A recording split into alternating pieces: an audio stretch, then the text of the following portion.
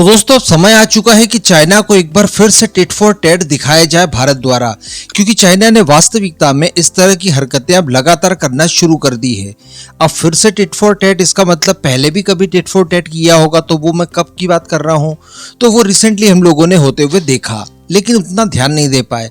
आप सभी को याद होगा ऑल आई ऑन रियासी, इस तरह का एक हैशटैग जारी किया गया था और ये काफी ट्रेंड में भी था। इसके पीछे कारण ये था कि जब 3.0 भारत के अंदर शपथ समारोह में व्यस्त थी, उसी समय रियासी के अंदर आतंकी हमले हुए थे। अब रियासी में ही आतंकी हमले क्यों हुए, तो मैं आपको बता दूं कि चिनाब ब्रिज, जो कि दुनिया का सबसे ऊंचा रेलवे ब्रिज है, ये भी वहीं पर बना हुआ है, जिसको इनॉग्रेट करने का समय भी बिल्कुल इसके आसपास का है। इसके अलावा रियासी से कटरा रेलवेज की एक टनल भी तैयार की गई है, वो भी रियासी से जुड़ता है। इसके अलावा जो लिथियम की माइंस वगैरह हमें मिली है, वो भी रियासी एरिया में है। तो इन सभी को टारगेट करते हुए रियासी में इस तरह का अटैक किया गया। उन्हें ये लग रहा था कि देखिए 32 का आंकड़ा हम लोगों ने कम करवा दिया है, फ्रैक्चर्ड गवर्नमेंट बनी हुई है और ऐसी परिस्थिति का फायदा उठाया जा सकता है।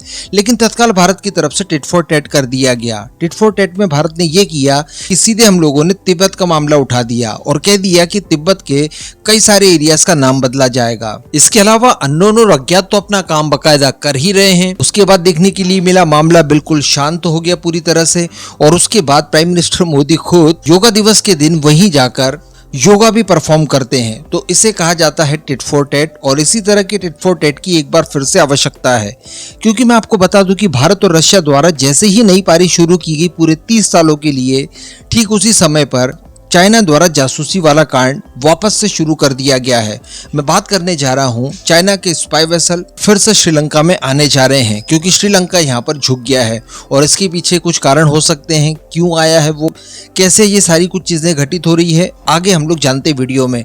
आप एकदम अंत तक वीडियो को जरूर देखते रहिएगा। तो देखिए 2 ही दिन पहले खबर निकल कर आई कि बहुत ही जल्द भारत और रशिया का ज्वाइंट वेंचर श्रीलंका में मौजूद दुनिया के सबसे खराब एयरपोर्ट यानी मटाला एयरपोर्ट का संचालन शुरू करने जा रहे हैं। अब ये मटाला एयरपोर्ट चूंकि दुनिया का सबसे खराब एयरपोर्ट माना जाता है, क्योंकि यहाँ पर ट्रैफिक होता ही नहीं है, तो फिर इसे एक्वायर करने का क्या कारण रहा, तो इसे एक्वायर करने का एकमात्र कारण ये था कि ये हम्बनटोटा क्षेत्र में स्थित है, जहाँ पर चाइना द्वारा 99 सालों के लिए हम्बनटोटा पोर्ट को श्रीलंका से लीज पर लिया गया है और वहीं से वो जासूसी परफॉर्म करता है भारत के लिए। तो भारत चाइना के एकदम नजदीक पहुंचना चाहता था। मटाला एयरपोर्ट हम्बनटोटा पोर्ट से केवल 34 मिनट की दूरी पर मौजूद है। तो ऐसी परिस्थिति में काफी संभावनाएं बनती है कि हम लोग चाइना को काउंटर वहां से कर पाएं। इसमें हमारा साथ देने रशिया आया और रशिया भारत की कंपनियों ने ज्वाइंट वेंचर के तहत इसका संचालन शुरू किया है। अब इसी बीच खबर निकल कर ये आती है कि श्रीलंका एक्चुअली झुक गया है फिर से, और श्रीलंका द्वारा चाइना के स्पाई वेसल्स को एंट्री देने के लिए वापस से स्वीकृति दे दी है, जो कि कुछ समय पहले भारत अमेरिका के ज्वाइंट प्रेशर की वजह से उसने मना कर दिया था। दरअसल रिपोर्ट में बताया जा रहा है कि जो श्रीलंका द्वारा एक फैसला लिया गया था कि किसी भी रिसर्चर शिप को अपने जल क्षेत्र में आने की परमिशन नहीं दी जाएगी, जिससे कि भारत सहित बाकी पड़ोसियों को परेशानी न हो, ये फैसला उन्होंने वापस ले लिया है। डेफिनेटली ये कर्जे के जाल में फंसे श्रीलंका द्वारा चाइना के प्रेशर में आकर ही फैसला लिया गया है। और इसके डिफेंस में श्रीलंका के विदेश मंत्री अली साबरी द्वारा ये कहा गया है कि देखिए हम अलग अलग देशों के लिए अलग अलग नियम नहीं बना सकते, हम दूसरे देशों को इजाजत देकर सिर्फ चाइना को ब्लॉक नहीं कर सकते। तो कहने का मतलब इसी साल जनवरी मंथ में ये फैसला लिया गया था कि चाइना का कोई भी स्पाई वेसल इस क्षेत्र में नहीं आएगा, और अब जुलाई शुरू होते ही ये फैसला वापस ले लिया गया है। इसके साथ साथ ये और डेंजरस इसलिए माना जा सकता है क्योंकि श्रीलंका के विदेश मंत्री ने यह भी कहा कि श्रीलंका अपना खुद का सर्वेक्षण कर सकता है, पानी के अंदर डाटा एकत्र कर सकता है और बाकी सारी दुनिया के साथ उससे साझा करके अपने व्यावसायिक रूप और उनके दोहन का अवसर देगा। तो कहने का मतलब अब न केवल रिसर्चरशिप चाइना के अंदर आएंगे, बल्कि वो पानी के अंदर हाइड्रोग्राफी सर्वे को भी परफॉर्म करेंगे। और ये सारा कुछ कांड किया जाएगा श्रीलंका के नाम पर, कि श्रीलंका खुद ही ये करवाना चाहता है अपने खुद के हितों के लिए। बताया जा रहा है कि वर्ष 2023 मई मंथ में चाइना के एक मर्चेंट ग्रुप द्वारा कोलंबो पोर्ट पर बड़े लॉजिस्टिक कॉम्प्लेक्स का निर्माण के लिए $400 मिलियन की घोषणा की गई थी। तो इसी निवेश के तले दबते हुए बताया जा रहा है कि श्रीलंका द्वारा ये फैसला वापस लिया गया।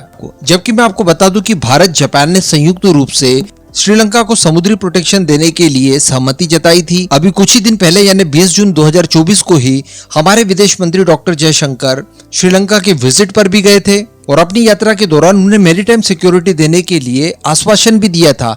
जापान ने तो यहाँ तक कहा था कि समुद्री सुनार वाले एक जहाज तक देने की योजना बनाकर रखी है, लेकिन इसके बावजूद ये लोग चाइना के दबाव में आ जाते हैं। तो अल्टीमेटली ये भारत के लिए भी काफी मुश्किल भरा दौर है और क्वाड के बाकी देशों के लिए भी, अमेरिका के लिए भी, कि अब बार बार चाइना के स्पाई वेसल इस क्षेत्र में आएंगे, लंबे समय तक डॉक करेंगे और आसपास के क्षेत्रों में वो जासूसी करने का प्रयास करेंगे।